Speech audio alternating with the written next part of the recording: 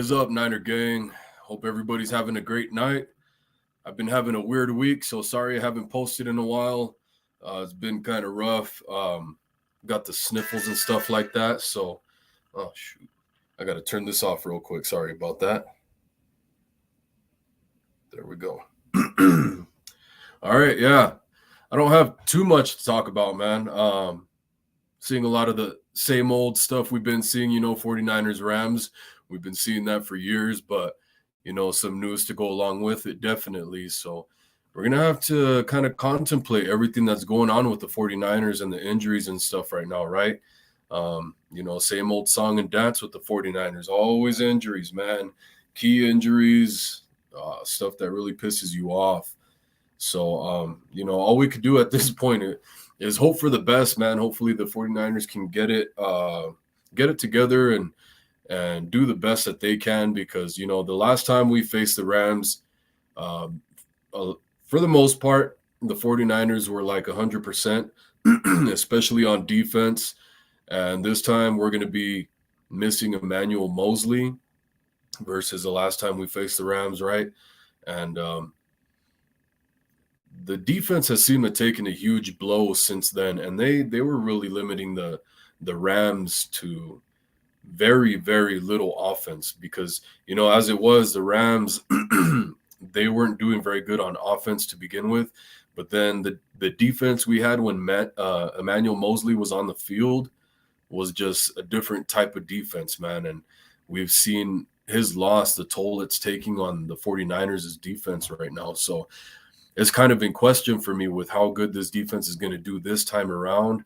We got some other news, like Dre Greenlaw isn't going to be on the defense this week. Al-Shaair already been out. So, neither starting linebacker outside of Fred Warner is going to be in there. So Flanagan Fowles, he's pretty good, man. So we should be all right. But, I'm very curious to see. The 49ers, they didn't want to give up any big plays against the Rams last time. And that's probably what's going to happen this time, which I was pretty surprised with how conservative the 49ers played on defense last go-around with the Rams. I think it was more to limit injuries and, of course, to limit big plays from Cooper Kupp, right? And I think we're going to see more of the same. And, the 49ers just playing soft zone, limiting the Rams to shorter plays. And even if Cooper Kupp gets a whole lot of catches for short yardage, I don't think the 49ers are going to be too worried about it. Now, of course, can the offense produce? But we got my boy Brian Colpin here. He says, "What's up, Niner Gang Wolfcast? What's up, bro? Hope you're having a great night. Hope you're feeling better than I am right now, because I've been feeling like crap. I can't call right now, but I will try later. All right, bro. Hopefully we could get the other MVP, like David McNew or Corey or somebody to call in, but we'll see. We'll see. If not, then this will probably be a pretty damn short show, because like I said, it's been a weird week for me. I'm not feeling too great. I've been like having a runny nose for the past couple days and a lot of sneezing and teary eyes. So I'm surprised it hasn't kicked in just yet. I can already feel like a little tingle in the bridge of my nose right now just talking about it. So yeah, it's been really messing with me, really pissing me off, man. And so, I haven't even wanted to be like really listening to anything. I've just been, especially, I still been having to go to work and still been going to work. So, yeah, man, no Debo this week. Juwan Jennings is questionable. So, of course, we're not going to have as well Kyle Juszczyk. I talked about that earlier in the week, and that I'm actually surprised by the Debo stuff, because I actually thought he was going to play. I thought they were probably going to figure, hey, little hamstring tear, and you play this week. You always get up for the Rams. You have a pretty big rivalry with the Rams as far as just Debo is concerned. They they like to talk a lot of crap and kind of egg what's the damn word egg Debo on.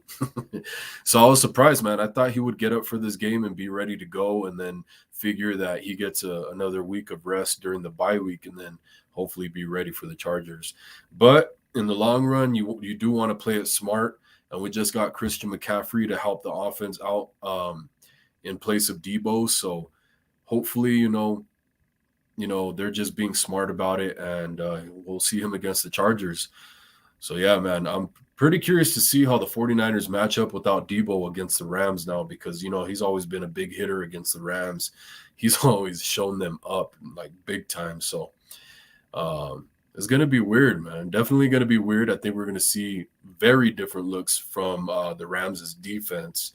And then if Juwan Jennings isn't there too, because he's questionable right now, like I said, he's very good at pissing the opposing defense off with his great blocking, his physicality, and just his overall demeanor. So, and he's a very clutch third down receiver, right? So I'm very curious to see if Jennings is going to play. He's a tough guy, so he'll probably try and tough it out and be there. But we're just going to have to wait and see on that one, man. Because if we're missing Debo, Juszczyk, and Juwan Jennings on the offense this week, this might be okay. So you guys know Jesse Naylor, right? Last Second Sports, great guy. He put up a post. He's like, your guys' score predictions for this week. And I put up 27-20, 49ers win. But the more I'm thinking about it, the more I think the Rams might take this one, man. I'm kind of worried. And I'm really going to be pissed the hell off if the 49ers lose this game. With the way everything's going right now, we don't go 4-4 going into the bye week. If we end up 3-5, it's going to be very bad. Yeah. So hopefully the 49ers can come up with the guys that have to step up, like Danny Gray, hopefully, Ray McLeod, most likely, Ross Dwelly in place of Kyle Juszczyk, because this is one thing that worries me about Juszczyk, man, because he helps call like the protections before the snap. He helps the offensive lineman with that stuff, and he's a great blocker, great lead blocker for the run game and stuff like that, and just a great overall weapon. He's a receiving threat, of course, right? So just missing a utility knife like that, man, it's worrisome. Just missing Juszczyk. Then you're missing Debo, and who knows if Jennings is going to be out there. And Jennings hasn't been balling out either, to begin with. So we're probably going to see a little bit of Matty Sneed and what's that guy's name? I forget his name right now. I know his name. I just can't. I hate when that happens. My mind goes blank. I didn't write it down. But Malik Turner. That's his name. Sorry, guys. So, yeah, Malik Turner. We're probably going to see Malik Turner. And, at least if Jennings doesn't play, we're going to see Malik Turner and Matty Sneed probably. So, yeah, man, I'm very curious to see how this offense pans out. Maybe, you have like the unproven guys. This might be a situation where the unproven guys, they come up and ball out, because a lot of times, like, okay, for example, you got Matty Sneed, right? Veteran guy, proven in the league. A lot of people think he's washed, and that's why he's probably on the 49ers, right? And so he's been pretty consistent around the league for the years that he's been here. Very good receiver, man. And so we've even seen it against the 49ers before. So this might be a time where a true veteran can step in and show consistency versus some of the other guys who might be taking it for granted, i.e.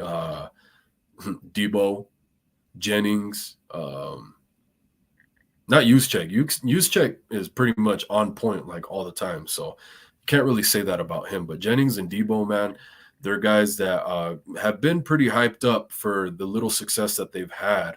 And I know that Debo had his success in 2019, but he wasn't utilized the way he was in 2021, right? So I can understand where certain people are coming from there. But, you got a guy who's been in the league for many years, who has proven that he could do it at a high level consistently. Then you bring that clutch piece in because some of your vital pieces are missing. They might just ball out, man. this is their time to prove themselves too and really earn their spot on the roster. So I'm very curious to see, man. I've been waiting to see Matty Sneed or Willie Sneed. I've been saying Matty Sneed, huh? I'm tripping, guys. See, because when I played in college, I had a buddy who was a wide receiver, his cool ass homie from Washington, D.C. I played with in college, and his name was Matty Sneed. That's why I keep saying Matty Sneed instead of Willie Sneed. I didn't notice till right now. That's ridiculous. That guy was funny, man. He's dope. He's a 49er fan actually himself. He's from DC.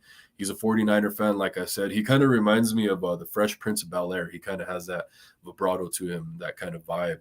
He's pretty funny, man. He's a cool ass dude, man. He hooked me up with some cleats when I was on the team. So yeah, just that's probably why I keep saying Matty Sneed. But yeah, man, Willie Sneed. Willie Sneed is the guy I'm talking about when it comes to the 49ers. Very curious to see how it pans out. And I'm really hoping my Wi-Fi does well because before I even started the stream, it already was messing with me. And we have a pretty bad reputation of this stream cutting out on me while we're in the middle of it. So I don't know how to fix it. I've tried getting a Wi-Fi extender. I don't know what I can do, but please bear with me. I would love to know your guys' thoughts, your questions, all that type of stuff. Please call in. But moving on, man, there's some rumors floating around right now that Jeff Wilson Jr. is getting some offers for his trade, right? So other teams are offering the 49ers some trade compensation for Jeff Wilson Jr. Jeff Wilson Jr. has been here a while, man. He's a savvy veteran on this team. And, you know, I kind of find myself in the middle here because I would love to be able to trade him, especially when you gave up so much to get McCaffrey, not even cap-wise, just in the draft capital that we gave up for McCaffrey. If you can get something back for Jeff Wilson Jr., then I kind of like it. But then it's like, okay, Elijah Mitchell's not back yet. He'll be back soon. Hopefully he can stay healthy. That's the thing, right? Hopefully he can stay healthy because Kyle Shanahan has shown that if Elijah Mitchell's not healthy, and even if he is, he'll run these guys into the ground. So if Elijah Mitchell goes down and we get rid of Jeff Wilson Jr., that leaves Tevin Coleman and CMC most likely as the two guys at the top of the running backs list as of right now, right? Now, in the last game, I did notice that in place of Tevin Coleman, I think TDP actually took some reps ahead of him. So it might be TDP taking that spot now, especially, you know, we've kind of seen how Tevin Coleman was already released from the roster, made it through the waivers, and was reclaimed by the 49ers to go on the practice squad. He was re-signed. And I think that was just because Tevin Coleman has already made his rounds around the league and he's made it through waivers, and a lot of teams think he's washed. So I think the 49ers felt they had a good chance with him, with releasing him and him making it through the waivers. That way they didn't have to put a guy like TDP or Jordan Mason, JP Mason, through the waiver wire, because I feel like they're not so sure that those guys, either one of those guys would have made it through the waivers. And I feel the same way. That was the smartest thing, smartest way to go about it, right? Have Tevin Coleman try and make it through the waiver wire. Because especially, you know, you got these young guys coming up, get them acclimated. You don't want to start fresh with somebody else, another young guy, right? Have them learn your playbook and stuff like that. Because Marlon Mack was actually claimed by another team. I think it was the Eagles. I'm not sure. And how about actually the NFC's been making a lot of trade moves, man. I'm starting to get a little worried about what's going on, man. Like Thursday, the Bears have a really good game against the Patriots, and then they trade what's his name? What's it? Damn, I'm really bad with names, guys. Not Jason Garrett. What's his damn name? I know his name. I hate it because I know his name, but I'm really bad at this. But defensive end for the Chicago Bears, I was really surprised by this. the Bears just had a really good game against the Patriots. You would think that'd give them hope and make them really push for a playoff spot, right? But no, they end up trading away one of their essential pieces on defense to the Eagles for for some BS to improve another NFC team. So that makes no sense to me at all whatsoever. Justin Fields looked really good, by the way, man. I hope Trey Lance starts to look like flashes, but just the nimbleness, the agility of Justin Fields is pretty badass, man. Some of the stuff he was getting out of, like I was watching yesterday was the Ravens Buccaneers game, and I was watching Lamar Jackson because I've never really gotten the chance to really zone in on his running abilities. And so I was checking it out, man, and I think I might like what I'm seeing out of Justin Fields more. He seems more promising, I think. But they're kind of, it's not like a huge gap, right? I feel like they might be neck and neck, like especially with the potential with Justin Fields is in his second year. He's still starting out.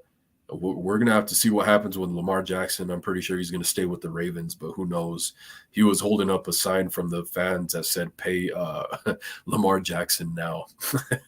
he took it from the fans and held it up to the TV camera. So we'll see what happens, man. I'm pretty sure he wants to stick with the Ravens. But anyways, that's besides the fact. I forgot why I got to that point. Oh, yeah, the trades within the NFC. Also, you got another team like the Giants trading away some of their first round wide receiver to the Eagles, I think it was. It was either the Eagles or the Cowboys. But anyways, everybody's trading and building up the Eagles, the Cowboys, and the Giants right now. So it seems, and it's like teams within the NFC. So I don't understand that. I'm like, why do you guys want to shoot yourself in the foot, especially when you're a team that still has playoff hopes like Giants? This is a division rival you're trading with that you're going to have to most likely either face in the playoffs or have to beat to win the division. So that's pretty odd to me. I don't know what the hell's going on there. But it seems like they've got a whole shenanigans scheme going on there in the NFC East. The Cowboys, the Eagles, and the Giants want to all swap players so that they can improve their weaknesses, but each other, right? they all want to face each other in the playoffs, it seems like. Yeah, it's crazy stuff. But yeah, I guess some teams are interested in getting Jeff Wilson Jr. I would love to know your guys' thoughts, man, because like I said, savvy veteran on the 49ers, really good running back, but he's been fumbling. I don't like to see that, but outside of that, if he can clean that up, he's been really good for us. And especially at a time right now when Elijah Mitchell is not here, you don't want to not have Jeff Wilson Jr. because he's the veteran that knows the playbook in and out versus the rookies, right?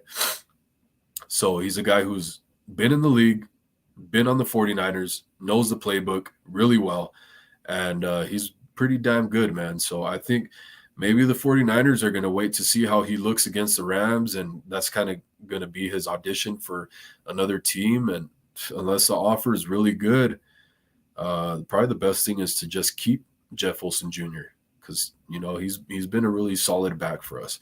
Because you don't want to put all the whole load on Christian McCaffrey, of course, right?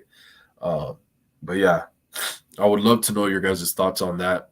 We're not going to have no Deebo Samuel in this game, man. You guys already know that. Like I said, I'm very curious to see how the offense is going to do against the Rams without Deebo Samuel. He's always been the home run hitter against the Rams since he's been here pretty much. So I don't even know what to expect, really.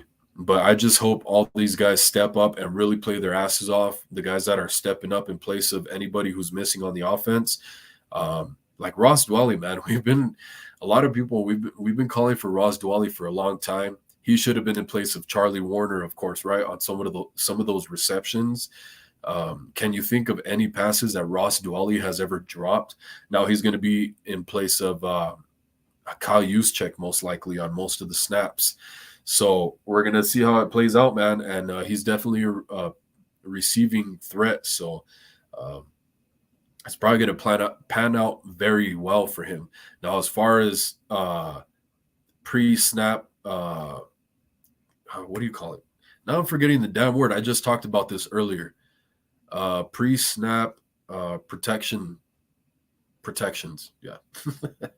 We're gonna have to see, man. The O line is probably gonna be on their own on that one. Kittle's probably gonna help him out because Kittle's another guy who likes to help call out the protections to the offensive line, help them out with all that stuff. And if we get some two tight end formations with Dwally and George Kittle, the Rams better watch out, man. You guys better watch out. Two receivers on the outside, Ross Dwally and George Kittle on the line, two tight end formation. It could be pretty badass. Very clutch, especially if you got like Ayuk and it just depends who you want to mix and match there. Do you want Willie Snead? Do you want Willie Snead lined up on the outside? Do you want Malik Turner? Do you want Danny Gray? I'm pretty sure it's going to be Willie Snead or Malik Turner, just because of Willie Snead's blocking and being the veteran. I think he would be opposite of Brandon Ayuk since Debo's missing. I'll be pretty surprised if it's Ray McLeod with his drops and when the 49ers want to disguise some of their pass plays as run formations, a lot of times Ray McLeod's not the guy out there. So that's why I'm saying I'd be pretty surprised if Ray was the guy out there because he's pretty small, right? So I think that's going to be part of it. But Verrett is also questionable. We saw that he was activated this week, and I'm glad my nose isn't running right now, man, because it's been messing with me all day. It's been annoying. But yeah, Verrett's actually questionable now. He's listed as questionable, even though he was activated earlier in the week for the 49ers, Jason Verrett. And honestly, I'll be surprised if he's not out there on the field. I thought he was activated purposely for a reason to be ready to go against the Rams. Now, you don't really need him, but, maybe you have Mooney Ward locked down Cooper Kupp, which the 49ers don't typically do that, right? In the first couple weeks is when they were playing man press a lot. And that's what I love to see. I love to see man press out of the 49ers because for many years, we've been doing the same thing. No big plays, right? The 49ers give up play after play after play after play, but don't give up the big play, right?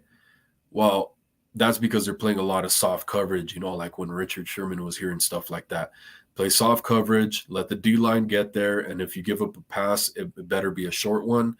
But when you play press man, you have a lot more potential. When you have the weapons to utilize man coverage, man press, it causes a lot more coverage sacks.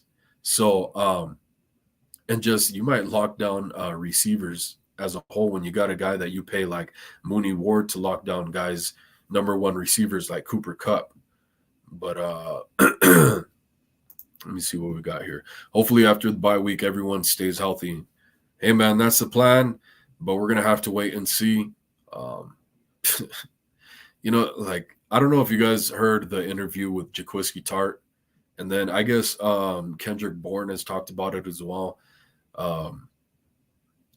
Just the difference in the way the 49ers take training, where it's very physical and very hectic. It's a lot of physicality, right?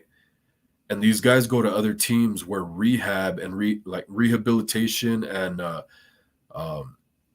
rest and recuperation is like the mainstay of their training. Like, yeah, they're going to be physical, but they're going to balance it out big time with the rehabilitation process, and they're going to be careful. Whereas, they're saying the 49ers are very physical and they push their players very hard. So I think a lot of it has to do with practice. Like, for example, when I played in college, I know everybody doesn't want to hear my Vietnam War stories, but when I played in college, we had very long training days, but we weren't super physical. Like they weren't super crazy um, days of training. So we would train like 5 hours, 6 hours, 7 hours, like nonstop. And then, definitely had water and stuff out there. We were in California, so it wasn't super hot. So that was cool. Beautiful, like Bay Area weather.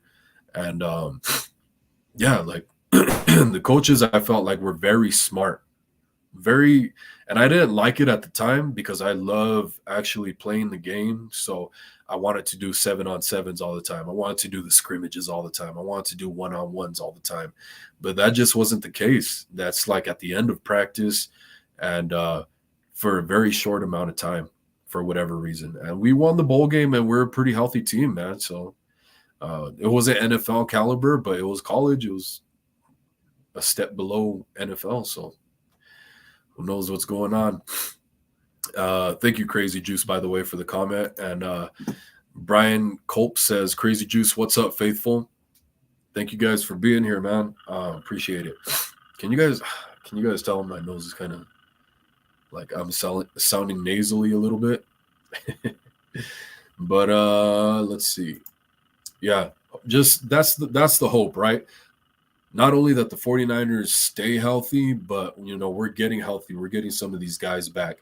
And hopefully when you get Dre Greenlaw some rest, because he's a pretty crucial piece outside of Fred Warner on the linebacker position, right?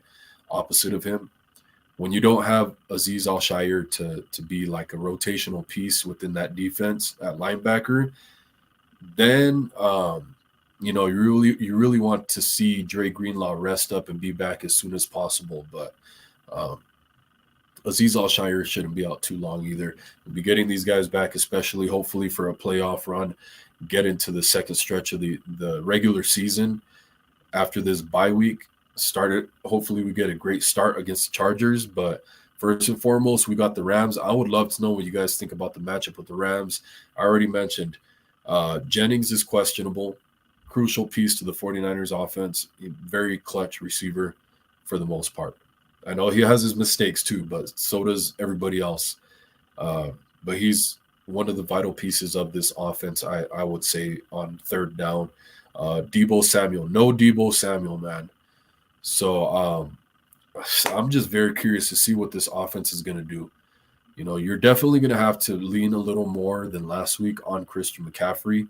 So we're going to have to see that. But I would like to see Jeff Wilson Jr., especially if we're getting all these offers for Jeff Wilson Jr. and the 49ers are flirting with the idea of trading him to recuperate some of what we lost with the Christian McCaffrey trade. I would get him incorporated into the passing game a lot more this week. Especially, I've been calling for it, man. We were getting so much pressure. The offense was getting so much pressure coming off the line of the Chiefs' defensive line, right? And so I was like, where the hell are all the screens, man? You guys are always throwing screens all of a sudden when you have all this pressure in your face.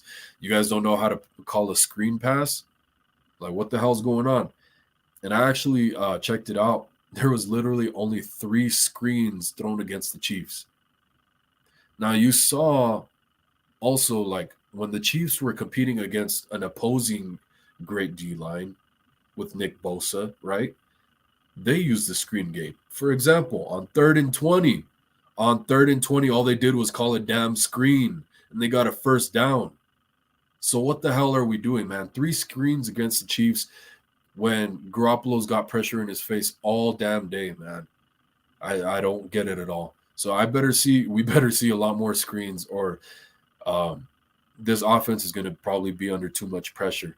Now, different D-line, right? So it's going to be a little different, but careful with the tunnel screens. I would do more halfback screens and get that incorporated a lot more in the offense, especially with Jeff Wilson Jr. He's a really good receiving threat out of the backfield. So is Christian McCaffrey, right?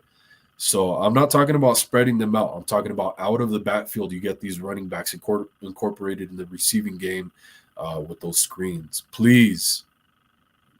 Like, I felt like the 49ers in this last game against the Chiefs were in the game for the better part of the game, right? They were in the game, it was a kind of neck and neck. We get out to a lead of 10-0, and then it's kind of back and forth till the end of the third quarter, and then everything just unravels. And once you get that snowball rolling against the 49ers, once one bad thing happens, it just keeps snowballing. It gets worse and worse and worse.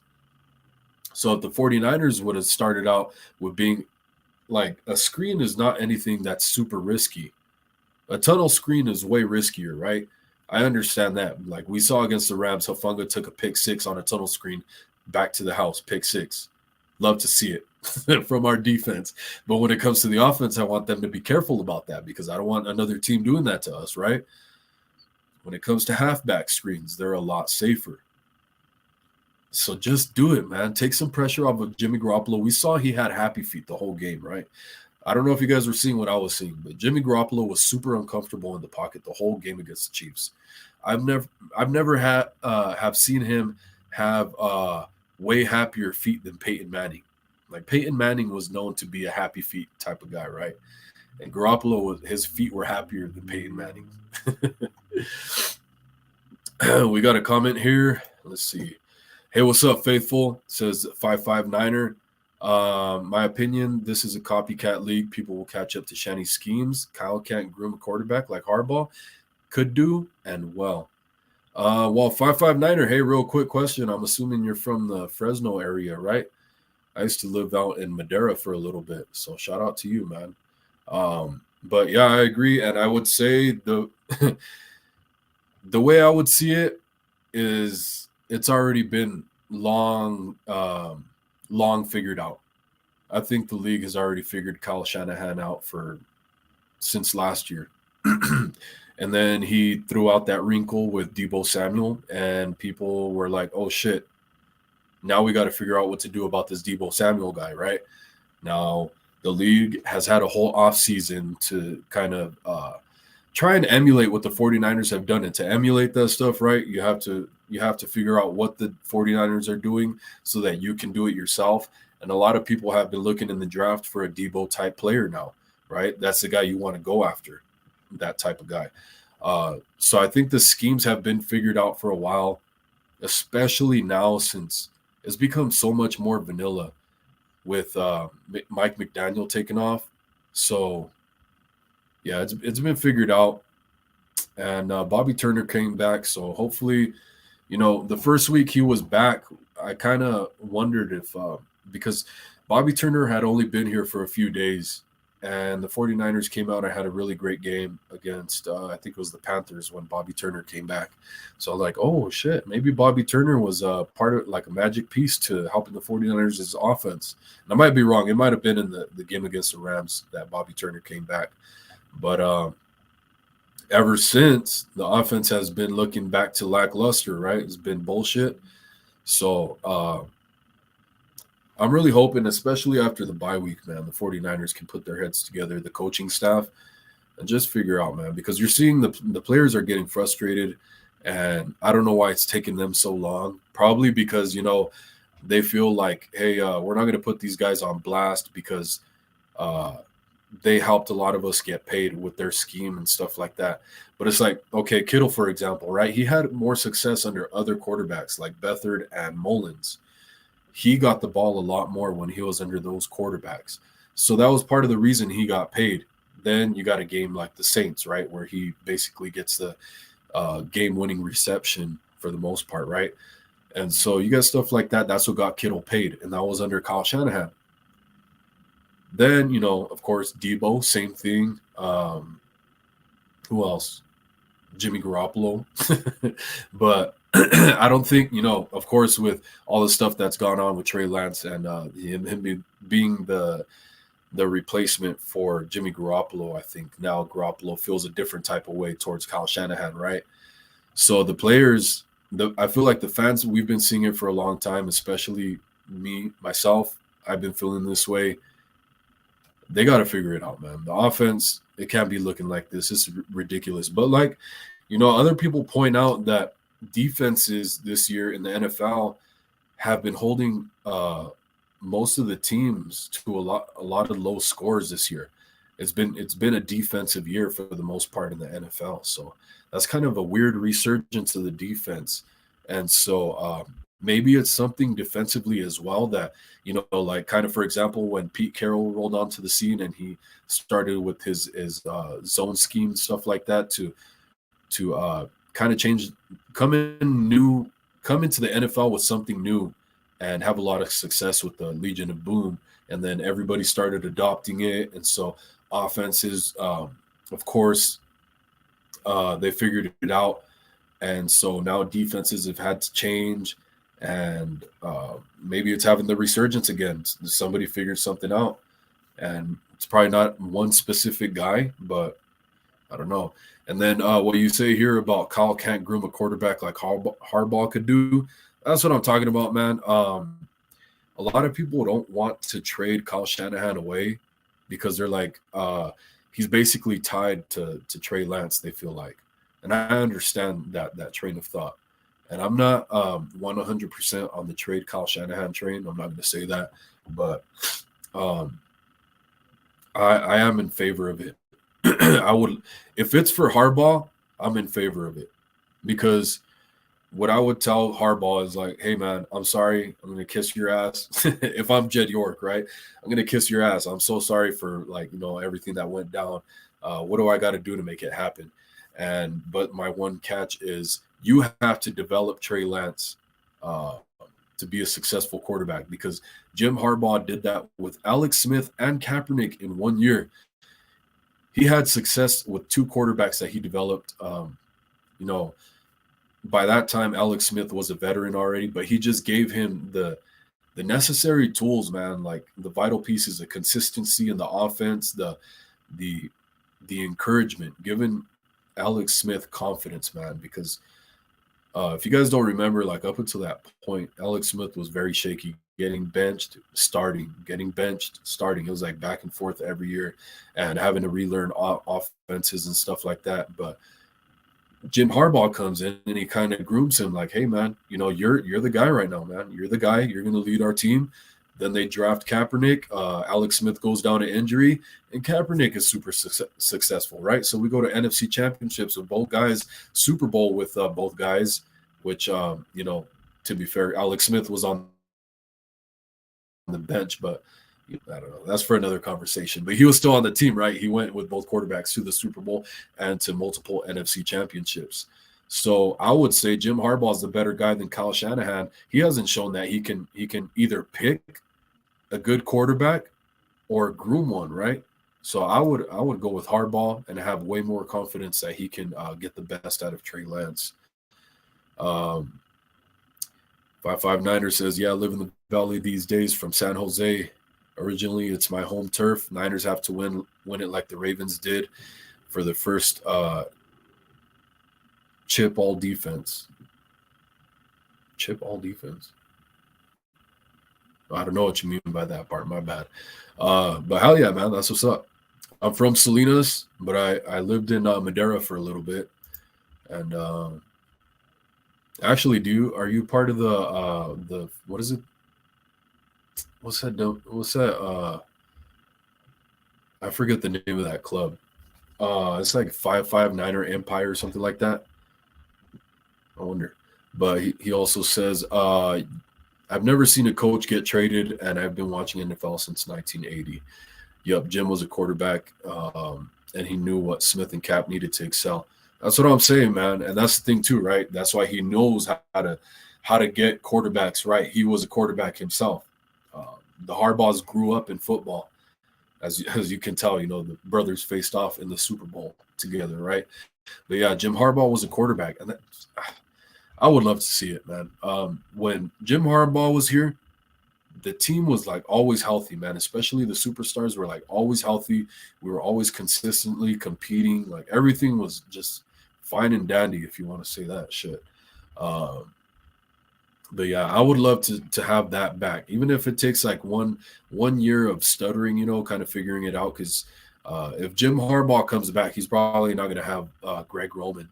But the thing is, he might have Vic Fangio, and Vic Fangio has a very good defense. Now, if he doesn't, even if he sticks with DeMeco Ryans, because it just depends what kind of year DeMeco Ryans has this year. He's not traded away just yet, or he's not signed up as a head coach. So there's still a chance that D'Amico Ryan stays, especially after like a performance he had against the Chiefs. We'll see. I really hope the 49ers defense can get it together, man. Ever since Emmanuel Mosley went down, it's just become a disaster.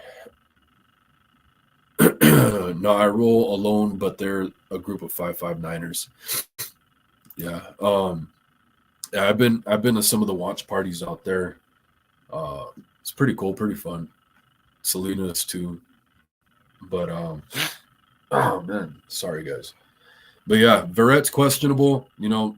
That's not a crucial thing. It's not like the Rams have a whole lot of weapons, but they do have a receiver coming back this week.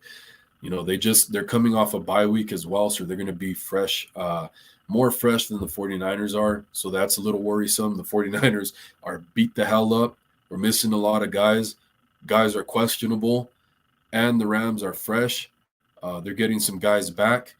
They want vengeance. Debo's not going to be there. I'm telling you guys, I've been saying it since the beginning of the week. The Rams smell blood in the water right now. I'm not joking, man. I'm pretty sure the whole NFC does. They're ready to pounce on the 49ers, man.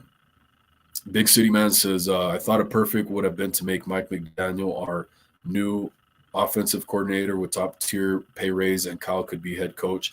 I wonder why Kyle won't give McDaniel full control. I don't understand, man. I wish I knew the answer to that. It would have been great, right? But, some of this stuff is kind of just inevitable, and you want to seize an opportunity like that as part of it. So Mike McDaniel, he was getting the calls, and it's not like he's just going to say, like, no, kiss my ass. Being a head coach is the opportunity you want, especially if the 49ers start to flunk. Like if Mike McDaniel stays here and we have a year like we're having right now, then those phone lines shut off and the other teams don't continue to make those calls. So you want to seize that opportunity when you can. So I understand it, but it sucks. As 49er fans, it sucks, right? We want McDaniel to stay here. We would love for him to be the offensive coordinator. Shit. And even when he was here, he was just the run game coordinator. I don't know how many people know that. So he was just in charge of the run game, just solely, man. That's all. He did his film study, schemed up the run game, and that's all he had to focus on. And now you got the offensive line coach is the one that's in charge of all that stuff. So he has to kind of balance doing two things now. Now it helps when you're the offensive line because you're scheming up those guys in the run plays, right? But still, now you have to focus on two things at once. So you can kind of see where that mismanagement, and I'm not saying mismanagement on his part, but just on the coaching staff as a whole, where it's not just one guy focusing on that. Or one guy focusing on just that one thing, right? So that might be why the 49ers run game is suffering a little bit. Just one thing to figure out, man. But I would love to see Harbaugh back. I would love to know what you guys think about that too. 559er sounds like he's on it. He's on the wagon with me for Harbaugh. And yeah, we probably just, he talked about it in the interviews, right? When he came to visit the 49ers, he's like, yeah, it was the time of my life. That might have been a hint right there. I'm ready to come back. As long as Jed York kisses my ass and lets me. And I would love, I talked about it. If you guys already heard me talk about it earlier in the week, him and John Lynch, I think, would be an awesome team because when Harbaugh was here, Trent Baalke, they butted heads because Baalke was so stubborn in his ways and very fixed on what he wanted to do personnel-wise. And Jim Harbaugh didn't get like the power that Kyle Shanahan does, right? When it comes to getting who he wants and doing what he wants. So when you got a guy like John Lynch, who's more like just the face of the organization and will work in tandem with you and work with you and wants what's best for you and him for the betterment of everybody, that's a recipe for success, man. I think Jim Harbaugh and John Lynch would be great. If you trade Kyle Shanahan away, I would love to see John Lynch stick around.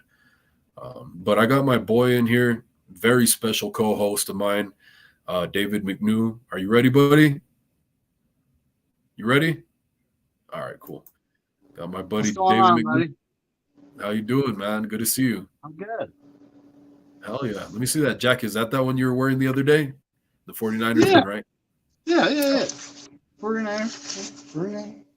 You should have This is told me. actually I would have put mine on too. I have a similar one. this is old school though. See the starter? Yeah, that's the 90s ones, right? Yep, Like that's right. 91. Hell yeah. Yeah, I have one of those. Not the exact one, but yeah. So we got Brian in here too. Oh shit, let's bring him Sweet. on. All right, cool. Brian.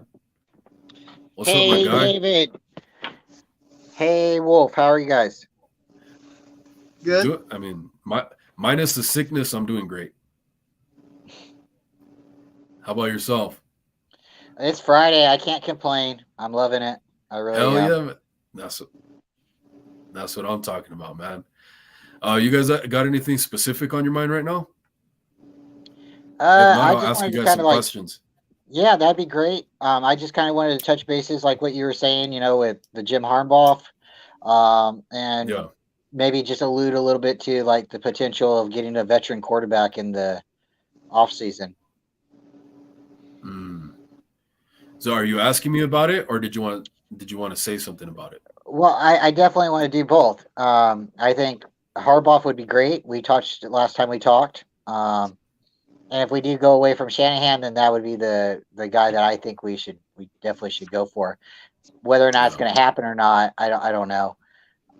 But I would like to. I'd like to see it happen if it did. I don't want to give up on Shanahan because I think there's been some excuses you can give him. Sooner or later, he's got to put it together. But I don't think he's a quarterback groomer. Harbaugh can definitely do a little bit more with quarterbacks than Shanahan has. And then what we were talking about, maybe a veteran quarterback. And the reason I really am asking is I've heard some reports about Trey's ankle and the type of breaks that it's had. I've broken a lot of bones. I've broken like 21 bones. So I'm not Jeez, doing. guy, what are you doing? Yeah, I'm clumsy. Skateboarding too much. Yes, that was one, and it does. I got it from my dad. My dad's broken a lot of bones, and he's outranked me now. He's probably up to like 40 something now, but we're still walking.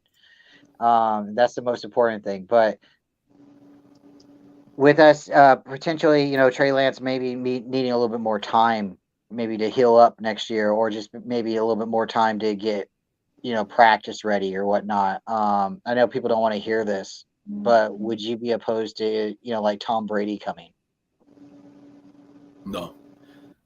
Let me see what David wants to say about it because I want to include him in the conversation real quick. David. Yo. Okay. Yo, were you listening? Yeah, I was just I'm eating. I don't want to eat on camera. So You don't want to be like what's his name? Kinlaw? Mook dog. My nuts are bigger than you, man. Hey, go. But what do you got to say about it, bro? Well, when it comes to Shanahan, I don't think the guy's actually ever developed a quarterback, has he? No. I mean, some people point at Kirk Cousins, but it's like he wasn't the head coach. He was the offensive coordinator. He wasn't the quarterback's coach. Can I tell you the problem real quick? Yeah. Okay, so a lot of people would point to RG3 as being the guy, but RG3 is a guy that he ran into the ground just like he did Trey Lance. So I would push. That would be my pushback on that.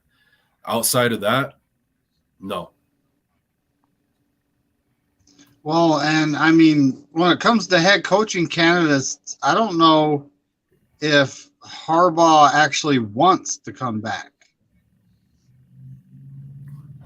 That's the big question. So, and I mean that is a big question. Right now, we have a good football team, so maybe that'd be enticing.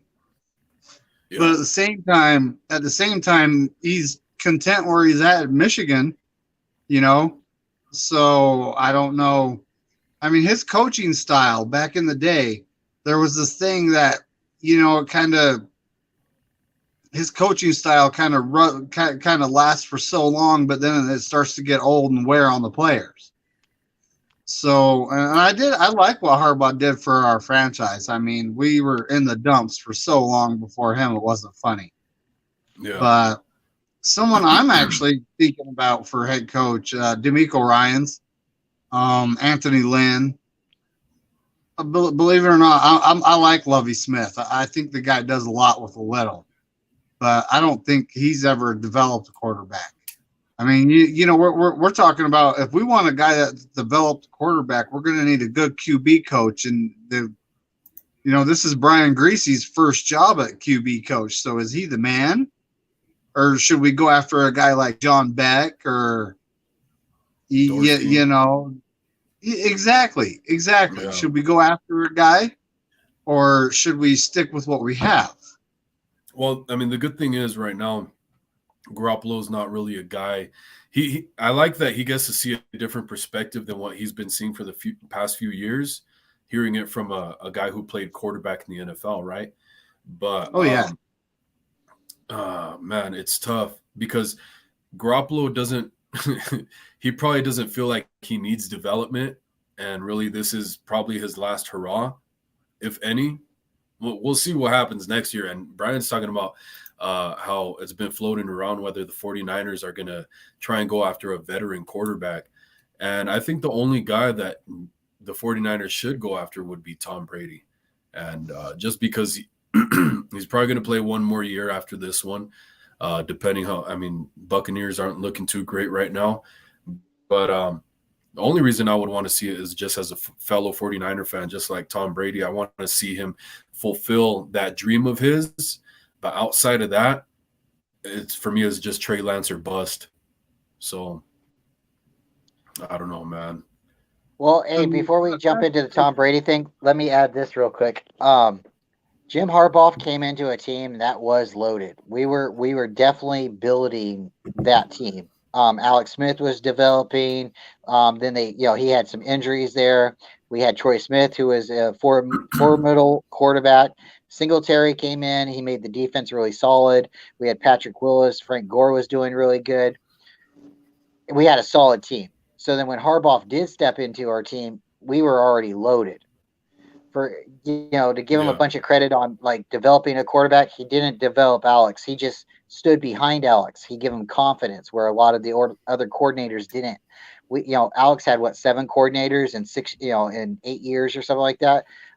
It was really, really crazy for him because every year was a different playbook. So with Harbaugh coming in, we all seen him slapping him on his shoulder pads, hyping him up. That's what a coach should do for his quarterback. But Harbaugh became the face of the franchise. And Jed York didn't like that, because we were losing for so long. Jed came in, Jim Harbaugh came in and looked like a god, and just totally, the fan base, Niner gang, everything just got crazy right there. So Jed got jealous, I believe. And then, with the losing record, them potentially, not making the Super Bowl, they didn't, because, and then prematurely just saying, okay, let's get rid of him because he didn't win the big game. Him winning the big game, he had everybody where they should be. It was just athleticism at that point.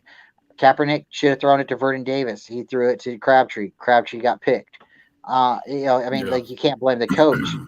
So for Harbaugh to, then come out and want to trade him the next year, I mean, I'd give up on him too. So if he does come back, Jed has to do so much to bring him back, and for that to come to fruition, it's because right now we do have a stacked team. So he would be coming back into the same situation that he left. We had a stacked team.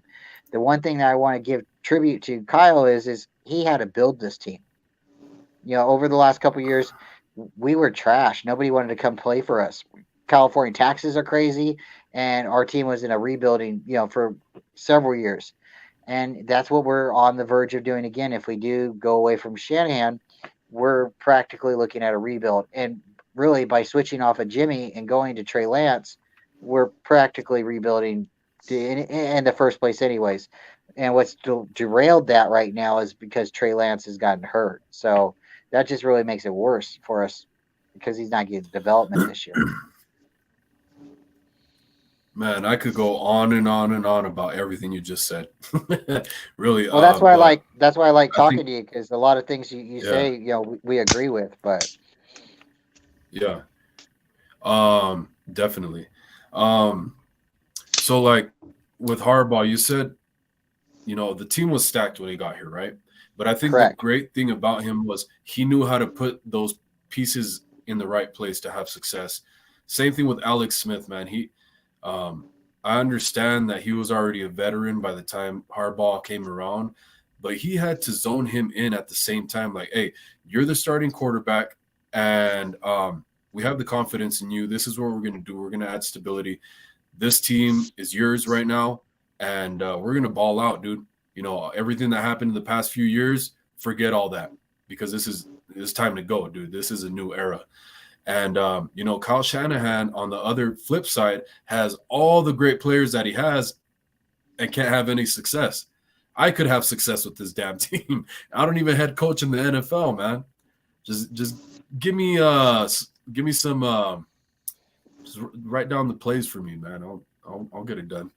But no, man, Kyle Shanahan can't get the right pieces in the right place schematically, and just he's super weird personality wise himself too. So, there's that too that plays into it. So, Like I'm just he leaning was a hard. wide receiver. He was a wide receiver. He wasn't a quarterback, but he Yeah, draws up offensive play, because his dad showed him, like, hey, this is what he does. So, he's learned a lot about the offense from his dad. So, yeah, maybe he did get his position, because of his last name, but he's got a lot of talent. We definitely know that. But it seems to get to a certain point where I think the Patriot game, the Super Bowl, the 28-3 defeat really messed with him. We jumped mm, on him real quick to because we're hey, this guy's good, so we're gonna bring him in. We have to develop the year. We didn't have an O line. CJ Beathard just got beat really bad. Hoyer the Destroyer, he gave up on us. He started seeing ghosts at the beginning of the year. That's why we put CJ in. And our O line really didn't. yeah, We had players that could catch the ball. We had Kyle was scheming things up, but we weren't able to keep our quarterback upright. So then we trade for Garoppolo. He comes in, and we're all happy. And then the next year, he gets hurt. And honestly, we probably should have just cut him right then, or let him go because since then he hasn't been able to throw the ball from his legs. And if you know what I'm saying, when you throw the ball, you yeah, do push yeah, with your legs. You need the legs, yeah, and yeah, he's less mobile. He's more scared. I think he's less mobile for two reasons. I think Kyle's told him stay in the pocket, do what I tell you to do. Don't try to win the game on your own, because he used to play linebacker. Jimmy Garoppolo used to be a linebacker, yeah, so he's not yeah. afraid to take a hit. He's not afraid to have contact. But I think a lot I of think things have happened after that 2018 season, and there's been some underlying issues like maybe physical capabilities that he had to plan around. yeah, I think David's gonna like this one. But I'd be scared too if Jake Brendel and Mike McGlinchey were my two starters on the offensive line. Oh man, I'd probably, I'd probably have happy feet too. Oh man, dude, I'm very curious to see if McGlinchey's going to be the starting right no, tackle this game. Go, David. Tell him. Tell him. that's the thing. Are we benching McGlinchey or what? I mean, what are the reports out of practice here? I don't Is think he so, man. actually still practicing with the first team? I believe so. I don't think they're going to bench him yet unless he starts out pretty crappy in this game. The Rams are probably going to try and pick on him. So Man. we're going to have to see, man, if Brunskill is going to be that guy, or we'll see what happens with Jordan Mills. Haven't seen him, so I don't know, man. Very curious to see that one. I wanted to bring that up, the old line and McGlinchey. What do you think, Brian? You think McGlinchey's going to be starting? He'll start. He seems to be a Kyle favorite for whatever reason. Yeah, he drafted Dude, I him. honestly, I think look at all the penalties he had. I mean, Yeah, let's just I've said let's throw Brunskill in there and let's throw Brunskill in there. I mean, they're going to line up Aaron Donald on McGlinchey, and he's going to get owned. Yes. So I mean, this is going to happen. Well, that's the thing too. If he's not getting penalized, he's getting his ass mollywopped. So either way, he's beat, and he's beating the team. Yeah, McGlinchey, he that off season this year when he came out and he looked like a stick. You're supposed to be blocking linemen, and you're supposed to be an O lineman. I mean, I don't want to see a big old jelly roll, but I want to see some meat on you, And I mean that,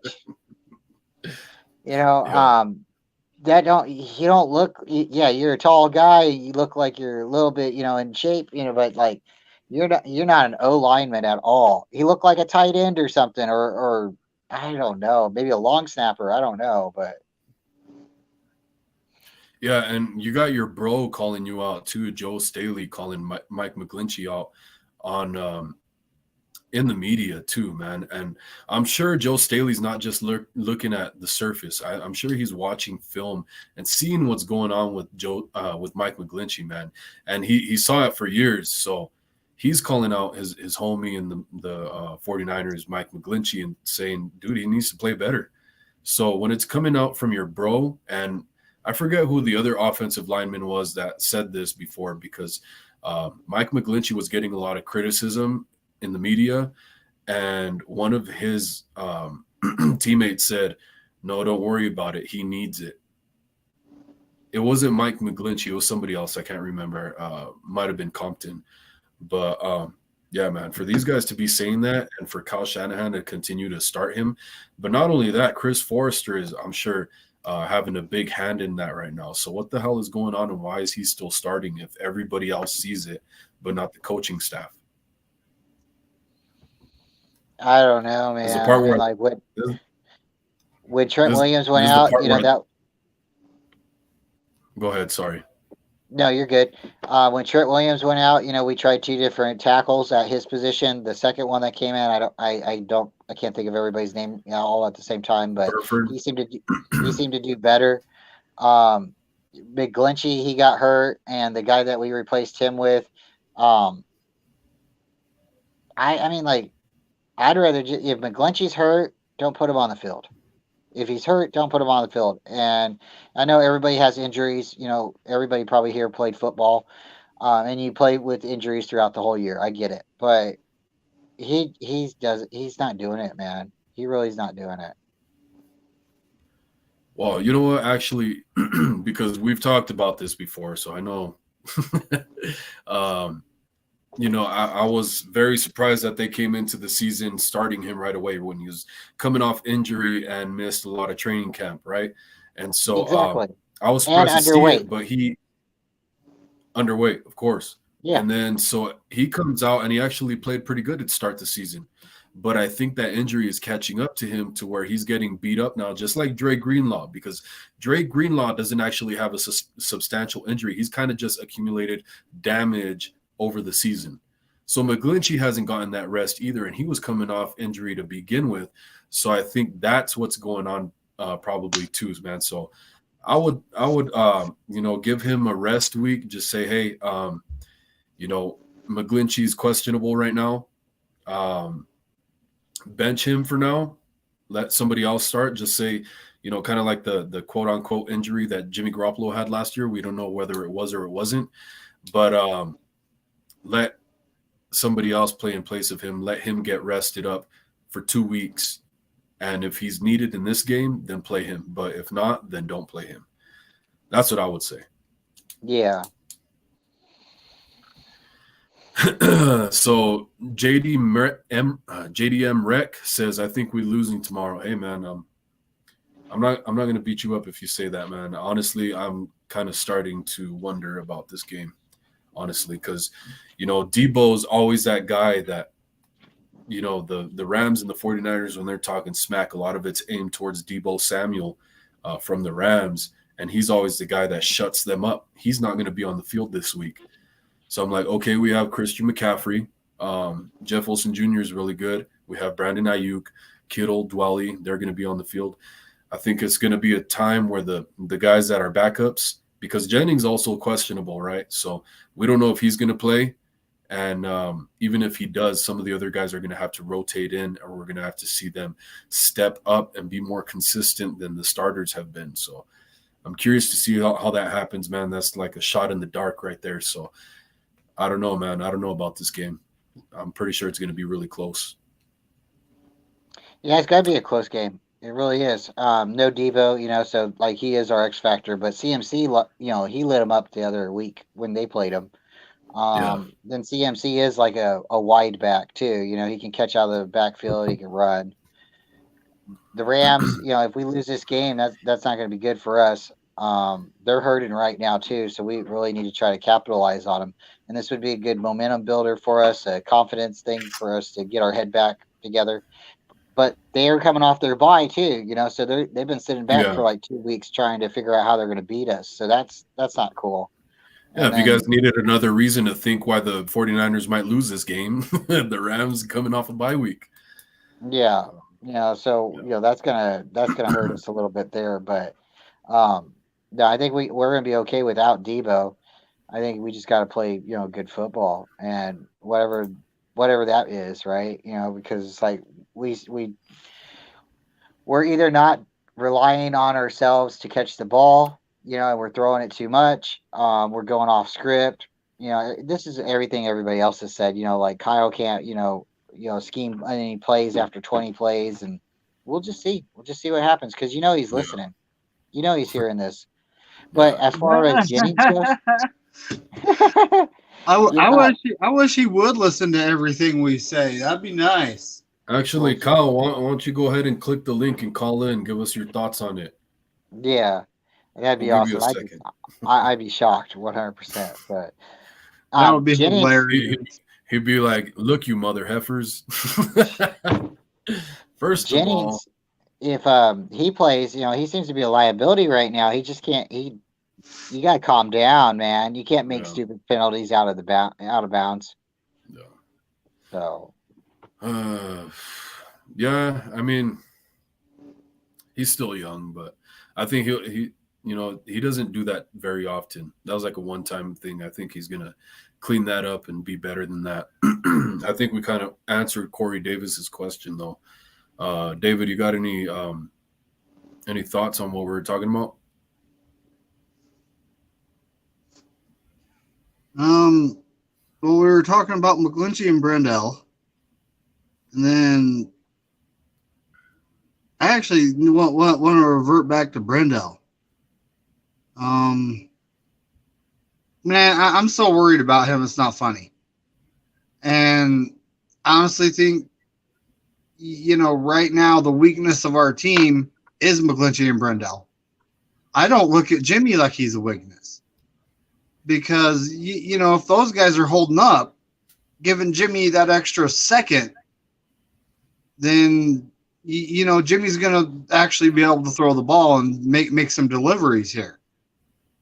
And Brendel is getting blown up. He's fumbling the snap.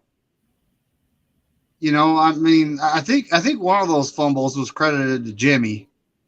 But it seems like he does it at least once or twice a game.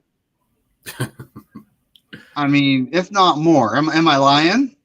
Well, for whatever reason, I don't know why he doesn't have the awareness to not snap it up into his own butt. Like Jimmy's hands are right there to begin with. So it's like you know where the ball should be going to. Why are you snapping it into your coochie? I mean, Jimmy's not like squirrel tapping him or nothing. He should be able to just get the ball right in his hands, Oh, let me find out Jimmy Garoppolo's tickling him. Oh, no, let me find out. Oh, man. Hey, to answer Corey Davis's question real quick, can we beat the Rams without Deebo Samuel? Very much so, man. We still can. Outside, like even Jalen Ramsey kind of pointed it out, and you hate to give him credit, but he pointed it out. The 49ers had a couple big plays. They had the one from Deebo Samuel for a touchdown and the one from Jeff Wilson Jr. Outside of that, the 49ers weren't doing anything spectacular. We only got 21 points outside of oh no, actually we only got 17 points on offense outside of what the defense scored from Hufanga getting that pick six. So we didn't light the Rams up like the score would say. So definitely we could beat the Rams without Debo. I would love to see the 49ers run the same play they did with Debo for that touchdown and see what McCaffrey can do with that. Well, look at what he's done so far this season. He doesn't have nearly the numbers that he had last year. Yeah. So, at this point, yeah, he's still a really good player, but he's not having the same season that he did last year. So, yeah, we can beat the Rams without Debo. Ayuk's pretty much been the number one guy so far, when it comes to receivers. Yeah. The question is, who's going to step in the starting role here? Are they going to slap Ray McLeod in there, Juwan Jennings? Most likely Ray. I mean, at this point, Kyle ain't going to start Danny Gray. We all know what he thinks of rookies. Well, I think they should definitely get Willie Snead put in some of those run plays and then work off that, play off that a little bit to get him open. Because he actually against the Falcons, against the Falcons, when Jimmy Garoppolo threw that interception when he was passing it to Debo, Willie Snead was actually running over the top wide open for a touchdown. So it's like you can't scheme this stuff up. And that was one of the few weeks that Willie Snead was actually active because he hasn't been active every game. And so, if Jennings is out especially, I think Willie Snead's that guy, that big body receiver for the run game. And hopefully we see him. Is Jennings hurt? Who? Jennings? Jennings hurt? Yeah, he's questionable so far. So if he doesn't play, look to see, I would say Willie Snead step in for him. Yeah. Some of them. Look up our injury report real quick, So Ray McLeod, Malik Turner, and Willie Snead, I'm assuming, are going to be the other guys. Who else? Danny Gray. Probably not Danny Gray so much. I don't understand why you can't do some shallow crossing routes for Danny Gray. With all that speed, that's like a jet sweep. Dude, they should be. A lot of people are like, yeah, but then it's too much speed on the jet. He can control how fast he's running. Come on. It's not like he just full on, pedal to the metal the whole time. Yeah, he can control it. All right, I'm looking at our injury report. That's the thing about being a rookie too, is he kind of has to learn some of that stuff of how to sit in certain zones and stuff like that too. So, they're not too pleased with some of his route running right now. Big City Man says did John Lynch say in the beginning of 2017, we're going to build this team from the middle out? My question is, did they do a good job of that, including where we're at now? I think if I'm answering the question, I would say yes, very much so. That's the thing that worries me about this regime. If we get rid of this regime, they've brought us superstars, late round draft pick superstars, man, consistently. They kind of had some farts to begin with, like Solomon Thomas, Reuben Foster, and stuff like that. But outside of that, even Dante Pettis is looking good on his other team. Marquise Goodwin is looking good too out there in the Seahawks. Jerick McKinnon, but the 49ers have built this team, the regime that's here now. So that's the kind of part that worries me about if we bring somebody else in. So I don't know about that, but we bring someone else in, they're going to see the talent that we have, and they're going to try to utilize them. See, that's the thing. That's the give and take. And I'm worried about that. Yeah, they can take these guys and schematically put them in the position to be successful, but outside of when these guys' contracts expire and they're no longer here, then what? Can they draft to recuperate the team, the news? That's the thing. I want a dynasty, man. Damn it. Build it from the middle out. Yeah. Did you want to read that? That's pretty much. When it comes to defensive line, Yeah. But when it comes to offensive line, I mean, you got Trent Williams. Aaron Banks is actually Oh man. Aaron Banks is actually playing pretty good. Burford is getting better every game he plays, so I'm far from mad about him. Brindle sucks and McGlinchey sucks. So we definitely need something. Yeah, I hope Trent Williams is. What the hell is that? Yeah, I hope Trent. It's not at my. I think it's at Bryant's house. I Yeah, think it's he's. Brian. Yeah, I think Trent Williams. Hopefully, he got some rest this week, man, because he was looking rough too himself. But Big City Man says, guys, I'm pissed. We're paying McGlinchey $10 million, and we let my favorite. Oh my god, didn't pay for a center. Yeah, man, I feel you, and that's the thing. Like, okay, yeah, you're starting the guy. That's one thing, but the way you're paying him and the guys you're letting go is ridiculous. To keep this guy on the spot. All right, I keep talking about the Panthers' backup center here. You know, I've talked about that a couple times. Bradley Bozeman. He was a free agent. We could have signed him for cheap, and he is better than Brindle. I mean, he's solid. I don't know if you heard me talking about it earlier, but there's rumors going around that Jeff Wilson Jr. The 49ers are getting offers for Jeff Wilson Jr. right now. Hey, maybe you're going to see Bozeman for Jeff Wilson. Can't rule it out. I mean, pretty much, dude. There are so many. Brindle, he's a backup. Let's get someone starting center here. You know, maybe someone has a young buck on the bench that's looking pretty good, and they're like, well, you know, we can let the veteran go, or maybe they want to give us the young buck. I don't care.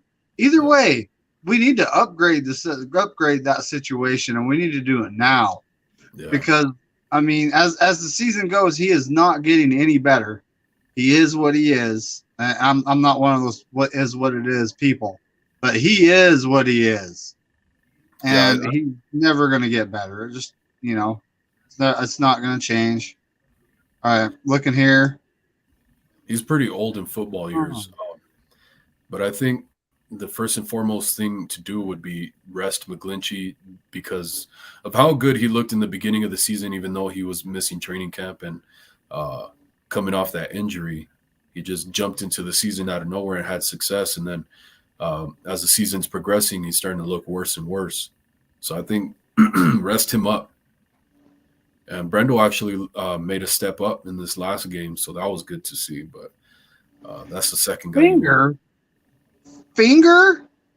Cut it off, Juice. Get out there. Oh, sorry.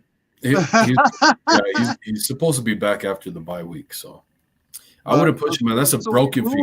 They ruled out. Oh my goodness, Dre Greenlaw. Yeah. Yeah. So Flanagan Falls is stepping up. I honestly think it's time to let's leave Gibson out there and let's just bring Jimmy Ward in and put him at linebacker. Yeah, why not? Could be. Damn, I was about to ask Brian something. Damn it. I was about to ask Brian something because we were talking about the club on Jimmy Ward's hand the other day. I'm going to wait to see if he jumps back in. Brian, if you're still listening, let me know if you're going to hop back in the chat because I have something I want to ask you about. But, yeah, so Jimmy Ward, man, putting him in at linebackers, especially in the nickel, right? You want to see him not as a nickel, not as a corner, but just as a backup corner in that position, I would say. You know, especially like I heard people saying like, why the hell, you know, Jimmy Ward's healthy, he has his broken finger or whatever, but why is he not starting in place of Gibson? Well, from my standpoint, you have the cast on your hand. A safety is the last line of defense. So you don't want somebody with the cast on their hand being the last line of defense because it's a lot easier to miss tackles. So that would be why I wouldn't put him as a starting safety. I wouldn't. I mean, Gibson's playing pretty dang well right now. I wouldn't put him in. Yeah, he's doing damn good. I would just keep it as is. And like you said, nickel situations, obvious passing situations, you can mix Jimmy Ward there, opposite of, or instead in place of a linebacker with Diamador Lenore, Fred Warner, and Jimmy Ward up the middle. That's a pretty badass combination, if you ask me. You guys think Jimmy Ward's going to be back next year? I think so. I hope so, but Yeah, I think I think he feels disrespected right now. I don't think so, man. I think he understands the situation. But I wanted to ask you real quick because I know we were talking about neither of us liked the way his fingers were sticking out of that cast, right? No, neither of us. None of us. Yeah. So I was thinking about it because we both wanted to see the War Club, right? Yeah. Like Patrick Willis and Navarro Bowman. But I was like, you know what? Why don't you make this guy a damn paddle? You could just swap balls out of the air, man. That'd be badass. Well, I understand, like the mentality, of them having like his, 3 fingers or 4 fingers open, he could potentially catch something with that hand.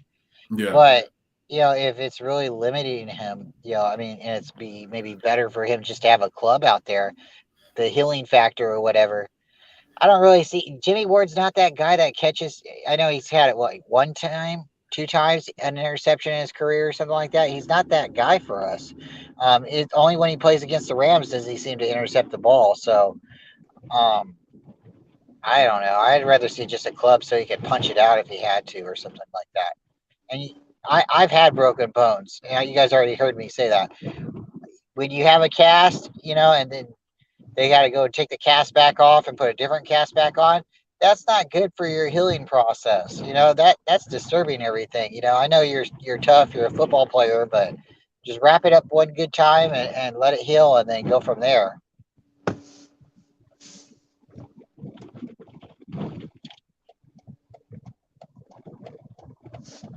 Yeah, I might get distracted here for a minute because I'm talking to an investment person about something. But anyway, maybe not. Man, I don't know. I think he needs to try Netgear. I don't know what kind he has. Oh, okay. Yep. Wolf fell out. That's okay. It's all good. David, me and we can hold the show until he gets back. It's not a problem. Yeah, I'm thinking, if we just go into this game with the Rams and we just try to, just play our football, we're gonna do okay. We don't have to do anything fancy. Christian McCaffrey, I think he's really gonna be like our missing Mostert. What do you think, David? Christian McCaffrey is now. Raheem Mostert was fast. Yes, very fast. But he wasn't as good as Christian McCaffrey is. Correct. So I'm honestly thinking, you know what? We're missing Debo. So this is a perfect game for Christian McCaffrey to play a lot of snaps. Yes. So now is when Kyle's probably scheming him up to line him up at wideout. Yes. So, and I honestly think that's going to happen. I think we're going to see McCaffrey either out. I would like to see him outside running go routes. I mean that dude. But I think there's going to be a lot of way. Yeah, I think there's going to be a lot of play action pass. To get Christian the ball. And what I like about him and my comparison to him to Mostert is Christian McCaffrey can get outside. It seems like everybody else that we have right now, Elijah Mitchell, they just run up the middle, but we don't have anybody that can make the outside push, and that's where I think our offense right now. If we still had Mostert, I think we'd be doing okay right now. But let's see what CMC is going to do. I'm really excited. Yeah, well, thanks for holding it down, guys. What I was gonna say before I got cut off was they should just put a lacrosse racket in Jimmy Ward's cast. Imagine if catching is a problem. You catch a lot of things with the lacrosse net. But Big City Man says, so Jimmy can play with a broken hand, but Juice can't play with a broken finger. Well, I mean, I understand. Juice had surgery too on his finger, you Yeah. know. Yeah, So I mean, like, and Juice does a lot more than I mean, people really give him credit for. He's an offensive weapon, definitely. and he blocks, and he does so much more. People get upset about how much we pay him, but he's really underpaid for what he does for this offense. Oh And the yeah. guy's super smart too. Like a lot of people don't understand how smart the guy is. He'll probably Oh go yeah. into coaching after his NFL career. Right. Seriously, man, or a commentator, depending which one wants to pay him more. But yeah, Yeah, definitely. because he's Like you said. very good at talking. Very good at talking. Oh yeah. Except for the getting back to Niner football thing. Oh my god, that was But such a doesn't that horrible seem thing to funny say. though, Wolf? Yeah. Doesn't it seem funny though? Like all the same narratives, all the same like communication. It's like I think the Niners really tell them like, "Hey, this is what we want you to talk about, and we don't want you to go too much out from this is what we're talking about. Don't kill the team's identity or put anybody under the bus." And I know the players are pushing that a little bit right now, but for the most part, you know, they stand behind each other. That was such a stupid and sensitive thing to say though. At a time like that, that's crazy. But like you were saying, man, he broke his finger. He got the surgery, so it's just that he's going to be back after the bye week. Is at least that's what we're being told. So you got to have a little bit of understanding for that. You can't just rush him back. I mean, he continued to run the ball with just getting his finger taped up and stuff like that too. He played the rest of the game. Crazy Juice says, I hope Danny Gray shows Kyle why we should keep him out of the doghouse. I hope so too, man. I hope everybody shows why they shouldn't be in the doghouse. Where'd you guys go? I'm here. All right. I'm still here too. Okay. Honestly, I'd get rid of our fullback and use that money on Oh. another O line next year, and of course, replace McFlop. I understand where you're coming from, but like we were saying right now, Juice is like another use. I mean, another use check. Juice is like another offensive lineman, man. So, and he helps the O line call the protection. So, like we said, he's very smart, very great receiver out of the backfield and stuff like that. I wouldn't do that. I would just go out and draft, go out and trade. That's what I would do.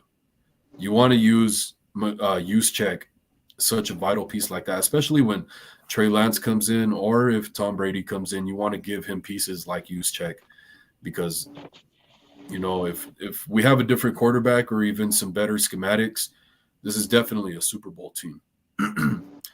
But the defense has to get it back on track, definitely. But I do disagree with getting rid of use check for an offensive lineman. Aren't we paying him like $7 million? That's crazy. We should spend that on O line. I think I already went. Use check. We're paying Juice. We're paying Juice $7 million. That is crazy for a fullback. It is, but it depends on the way his contract was structured. Was the thing. So, which year was he getting the most payout? Is the thing, which is probably now, right? Because a lot of the contracts that they sign are backloaded. So, the further you get into the years, the higher the contracts are getting for these players. So that's why, you get like George Kittle restructuring his contract to extend it a little bit and to like space out that payment. But, pop up, sorry.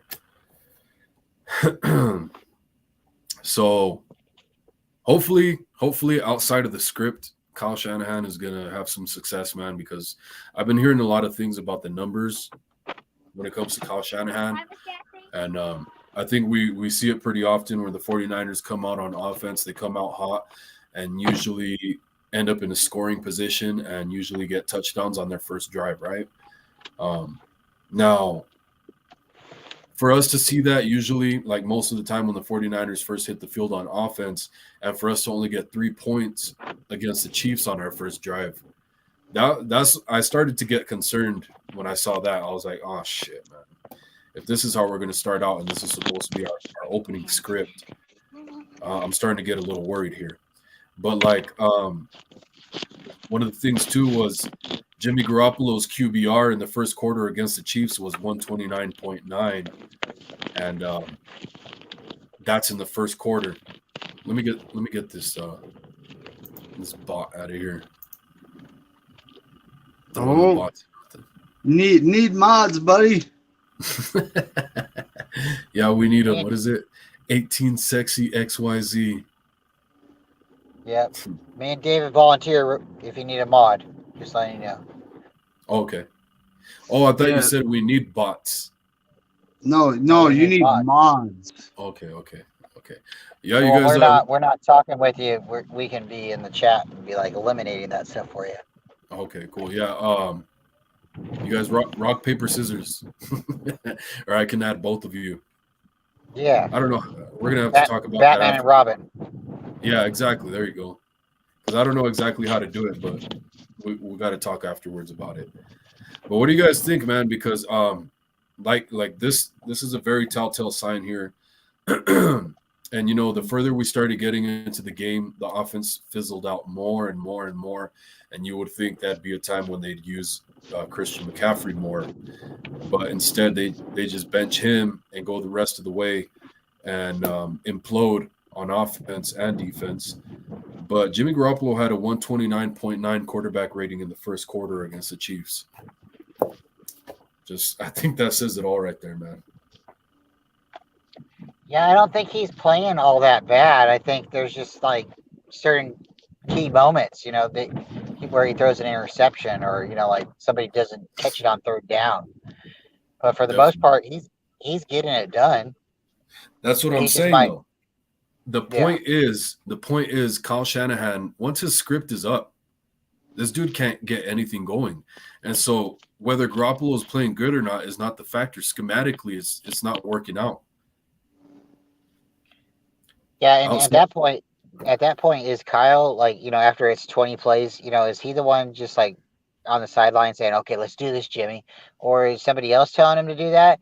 And when he tells Jimmy, "Okay, let's do this," is he saying, "I want you to throw to this guy," or is it okay that you throw to this guy if I tell you this guy's open, you better throw it to this guy? Or am I gonna be mad that you throw it to somebody else? Because it seems like again, Jimmy stands there and targets one player. So who's yeah. telling him to target that one player? Because we're all screaming, "This guy's open, this guy's open," but in the back of our, like, is Kyle telling him, "I want you to throw it to Debo with triple coverage. I want you to do it." Like, why would he do that when there's other people open? Well, especially if you're eyeballing and favoring one player or one receiver, that's not going to help him get open. You want to look to the opposite side of the field, and Garoppolo does tend to stare down receivers sometimes. Yeah, So you definitely want to give Garoppolo the hint, like, hey, if you see this, then you probably want to go here, but give him the freedom to where you're not going to dog him down if he makes a different decision because of some other reason or he just felt more comfortable with it. So, like he was talking about before, having more freedom in the offense. why would he bring that up if he doesn't have freedom in the offense? So Yeah.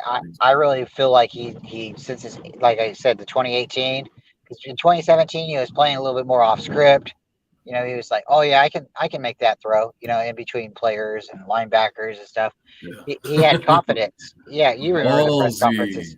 Yeah, very very confident in himself. And then the Yeah. 2018 comes, and then 2019. Yeah, you take us to the Super Bowl, but then he took the ball out of Garoppolo's hands and the playoffs. Why would you do that? Was Garoppolo secretly hurt and we don't know about it? I mean, these are all excuses, but and we're just thinking about it right now. But why did he take the ball out of his hands? Oh, because he's limited. Okay, but he wasn't limited during certain times of the year. So I think there was a certain time in the year closer to the playoffs he got hurt, or maybe they just were like, "Hey, you're not making it. You're not able to throw it." But I don't really think that's the case. I think he got hurt, and then they're like, "Don't throw it. We're just gonna run the ball," and we won games running the ball. But people don't give him credit for that either. I mean, it is, it's, you can't just say, "Oh, anybody can hand the ball off." No, you got to have confidence. You got to be able to read the cadence. And then when it is time to pass the ball off, you got to still be able to, do your little ad lib on the end. And, Jimmy Garoppolo does a good job at that, and, he was running the offense really well. But whatever reason, Wolf, David, he got the ball taken out of his hand in those playoff games. And since then, nobody's really given him any credit since then. I don't really feel bad for Jimmy, because I mean, like at the end of the game, end of the day, you are Jimmy Garoppolo. You have to make those plays. I'm just a fan. Wanting you to win the game, or wanting you to do good. Whether or not you do or don't, I mean, I'm gonna still live my life. But you're not getting better, man. And for you to come out now and say, oh, I want to go off script. I want to play this way or this way. Why weren't you saying that like 5 years ago? Why weren't you saying that like 3 years ago? Because Kyle Shanahan's plays were working, and you were hurt, and you were letting him carry it, and now your injuries have shown your limitations, and it's probably time to move on from him. And it's sad because he is a fan favorite. A lot of people like Jimmy Garoppolo. He pulled us out of the dumpster. Nobody wanted to play here. You guys know that. Nobody wanted to play here. The reason. Sorry. Go ahead. I was going to just say we got 5 Super Bowls, and it's really sad. We've had multiple times in the last 27 years where this team has been at a certain dumpster point where nobody wants to come and play for them. And you can't say that's just California taxes. I mean, when you lose Eddie DeBartolo, and then the mom and dad say, "Oh, we're going to let our son run the team," and nobody really respects the son, and then we move out of the city and we move into a new stadium. I mean, there's a lot of reasons players don't want to come play for us, and then you fire the head coach. Yeah. I mean, how many head coaches did they fire? And then how many offensive coordinators? We had Norv Turner. We had a bunch of different offensive coordinators that were doing really good. But we lost, too many games at that point. Well, yeah, we lost too many games. We didn't have a team built around us yet. If you keep changing the playbook every other year, then nobody's going to do good. Yeah. I mean, I would partially disagree with the injury part just because I feel like the 49ers, any chance they've ever had to jump on the wagon of, so-and-so was hurt, they've taken that chance, even when it wasn't a crucial reason to speculate with Trey Lance. They're like, why did he not do so good last year? Well, my finger was still broken and I was coming back from that, so my passes weren't as accurate. So but every time they've had. I'm sorry to cut you off, but But then, why did they not tell us his finger was broken until like after the season was over? Like he supposedly broke his finger in preseason, and then we played him against the Cardinals. And then he hurt his knee after the Cardinals game. So it just seemed to be like all these mysterious injuries coming out, after the fact. That's what I'm saying. When the narrative is convenient for them to come out with the injury excuse, they jump on it. So that's why I'm saying when the 49ers don't have success, or when they're being hounded with questions about the Super Bowl or the playoffs that year, Jimmy Garoppolo, I'm sure, would have pounced on it, because he has pounced on it when when he was going through it last year. He's like, it hurts like shit, man. Stuff like that. And he talked about his shoulder and his thumb. He's like, yeah, no, I wasn't myself. It was really messing with my play. So when they do have the opportunity, like I think, I'm sure you guys have noticed this too, when Garoppolo, he tends to, when he throws an interception in the middle of a game, tends to wake him up a little bit. So I think sometimes he kind of gets that one interception out of the way, and then boom, lights are back on for whatever reason, man. So I think Kyle Shanahan just didn't want to take the chance, and I understand it too. You don't have to risk if the running plays are having so much success. Why go away from it? Why risk putting the ball in the air in any which way? Not just because it's Garoppolo, but you don't have to risk putting it up in the air. Yeah, like I don't want to see Jimmy go and throw an interception. I don't like turnovers, but it's kind of like that same like Jeff Garcia mentality. Jeff Garcia, he wanted to go out there and go and hit somebody or get hit in the beginning of the game so he Yeah. could feel like, oh, yeah, I'm in the game and, like, wake me up. And I'm not Hello, saying Jimmy has to, motherfucker. right? But I don't want to say like Jimmy has to go throw an interception before he wakes up or anything like that. Yeah. But it seems like after he throws that, he calms down a little bit. Maybe he gets like more like and tuned to the offense or something like that. But for whatever reason, it's like he throws an interception. That next drive, he's going to score, and you can almost bet your last dollar on that. We're going to score a touchdown. Your bottom So dollar. yeah, your last bottom dollar. Yeah, 100%, bro. I agree. So I think that's what happened in the playoffs. They just didn't want to risk it again. But Big City Man here. I know I've had the comment up on the screen for a while, so I'm going to read it out. Remember when Kyle was yelling at Jimmy, asking him, "Can you do this shit? It's simple shit. Can you do this? Can you do this, Jimmy? It's simple shit." He was talking about can he play quarterback after the script. Oh man. I think he was talking about the deep shots. Shots that are wide open, and that's when you saw Jimmy Garoppolo open up and just throw a 50-50 ball up in the air for Debo Samuel. But yeah, that's good speculation right there too about whether he can play after the script or not. But I think it's just certain routes that Garoppolo, especially, it's after the mind block from missing that deep pass to Emmanuel Sanders, which is weird to me because you had a lot of success in the regular season with those deep passes to Emmanuel Sanders, especially, but other guys as well. So you're gonna have that mental block over one, and I understand it's a Super Bowl, but after one pass, so that's crazy. I think that's what it was, but yeah, probably that too with the script. Where did Brian go? Uh-oh. He lost his Wi-Fi. It was his turn. Oh, musical chairs. You got anything to say on that, David? You've been quiet for a while. Well, when it comes to Jimmy G, I mean, he's good, but he's not great. We all know this. Yeah. He's gonna make his mistakes. That's just that's what happens. Okay, and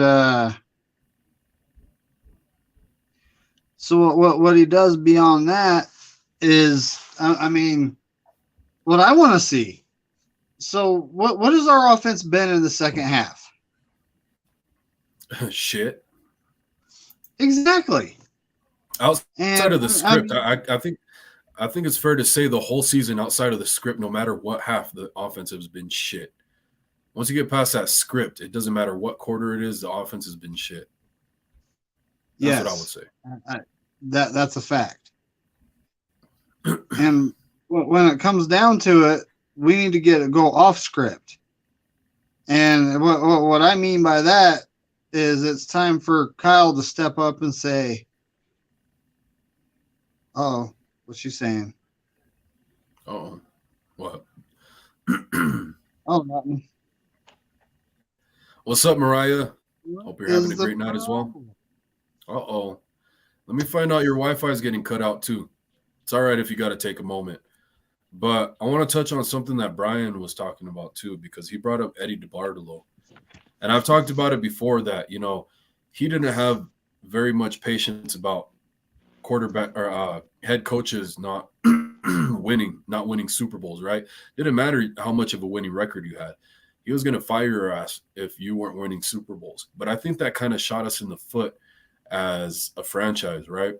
Because from that standpoint on, not until like 2011, 2012 was when the 49ers started to get it back on track too. When we had George Seifert, of course, Bill Walsh, and then like Mariucci, we were still winning. But it's like they never got a complete chance to build back around because, when you have a lot of success to start out with or to build up to, you have the success, you have the peak, and then you kind of drop down because a lot of times you're going to lose the players and you don't get the chance to build back up because you have a super impatient owner like Eddie DeBartolo. So that probably fucked us up. So, oh, shit. What do you think, Brian? Well, I think like yeah, you're right. But there's two other things that significantly happened to our team, that I think really devastated the Niners. Not Garrison Hurst. Yeah, Garrison Hurst breaking his ankle against the Falcons in the playoff game. That really hurt us. And then Mm. when Steve Young went down and got injured and decided to retire, that put us into the Stone Age. We have not been able to recover since then. Jeff But Garcia came in, I don't think that has anything to do with his impatience with the head coaches, though, is what I'm talking about. I but think that kind of but messed us up. I Go agree ahead. with Sorry. that. I definitely agree with that. But Mm. I think moving off of Seifert was probably some kind of personality disconnect, and it wasn't Seifert, who was the mastermind or anything. He took over a built offense. He was a defensive minded coach, and we Yeah. had a good defense and stuff. But how many years did it take us before we actually won a Super Bowl with Steve Young? I mean, Yeah. what, 89 to 95, 94, and we had good teams. We had really good teams. So I think Yeah. that was just like the he's like, okay, you've had your chance, you got this. I don't think you're going to be able to do it again. Yeah. So he moves off of it and he moves on to Mooch, and Mooch was a good guy and stuff like that, good coach, but he didn't control the locker room. But that's why I was trying to allude to that with Steve Young. If he would have had Steve Young longer, Mooch would have still had his job. But by him, losing Steve Young, because we probably would have had maybe one or two more Super Bowls with Steve Young. Yeah. It's just what it was. Steve Young was really, really, really good at Badass. that time. And then to move on to Jeff Garcia, well, that's great, but he's not Steve Young. And then to lose the locker room because and I've said this a lot. My opinion of Terrell Owens isn't maybe the best, but he really destroyed our locker room. Yeah, And you're not alone. That's the narrative. I met the guy 5 times, and I'm just not a big Jeez. fan of him. And I live in Stockton. He used to be at the training camp, here at Yeah. ULP. So I met a lot of 49ers during that time. And when you're a little kid and you meet your hero or something, and they don't say like thanks, when you're like you're my hero, you kind of walk away going like why is this guy my hero? So that happened multiple times, and I'm just like, okay, so just going back to it, like Terrell Owens voiced his opinion about not getting the ball, Jeff Garcia not being able to give him the ball, and then he leaves the team. Jeff Garcia, he didn't get signed. That destroyed our team, and it goes back on Mariucci. Mariucci not being, a strong enough coach. Now with Eddie DeBartolo, getting the team taken away from him and the transitioning to his sister and stuff like that, she wasn't strong enough at that point to keep this franchise running. And I don't know, Wolf. I think right now with Jed York running the team, I don't know if you got to see Grant's show earlier, but he's nailing it. Jed York is not pushing this team to win. He's pushing this team to just sell tickets. Yeah. And we want to see a Super Bowl. We don't want to just okay, like if the Niners win the Super Bowl next year, but they don't win the Super Bowl for the next 5 years, are you gonna be okay with that? Yeah. You don't want to be the Cowboys, so no. Well, okay, but like if they win the Super Bowl this year and Yeah. we go 5 years without a Super Bowl, isn't that better than 27 years? Hell yeah. But like And that's what I was alluding to because I understand. I agree with maybe you completely. maybe I got off a little topic, but No, no, no. You're right. You're right. That's what I'm saying. What I was alluding to was because Eddie DeBartolo didn't have the patience. Jed York is starting to show the patience after he fucked up everything with Jim Harbaugh. But it's like, okay, so for example, Andy Reid, right? He made the mistakes. He would always make it to, he was consistently competing with the Eagles, right? He comes over to the Chiefs, starts building up, and seems to have corrected a lot of his mistakes that he made in the past with like the Eagles, for example, and just as a coach in general. And so a lot of these coaches, you see them have a lot more success the second time around when they've learned from their mistakes. And you would want to have patience with Kyle Shanahan, but it's like, dude, you had like one really good year, and outside of that, it seems like you can't learn new tricks. You're just stuck.